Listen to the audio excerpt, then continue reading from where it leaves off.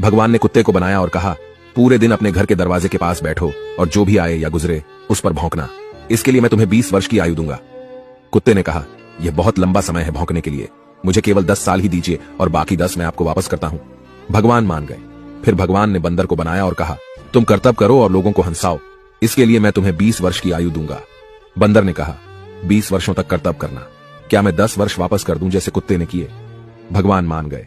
इसके बाद भगवान ने गाय को बनाया और कहा, तुम्हें हर दिन किसान के साथ खेत में जाना है, उसका हाथ बटाना है और किसान के परिवार को दूध देना है, इसके लिए मैं तुम्हें 60 वर्ष की आयु दूंगा।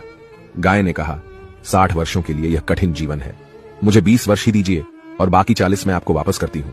और भगवान फिर मान गए। फिर भगवान ने मनुष्य को बनाया और कहा, खाओ, सो, खेलो, शादी करो और अपने जीवन का आनंद लो, इसके लिए मैं तुम्हें 20 वर्ष की आयु दूंगा। लेकिन मनुष्य ने कहा, केवल 20 वर्ष? क्या आप मुझे कुत्ते द्वारा 10, गाय द्वारा 40 और बंदर द्वारा लौटाए गए 10 साल और नहीं दे सकते? भगवान मान गए और कहा, ठीक है, मैं तुम्हें 80 वर्ष की आयु देता हूं।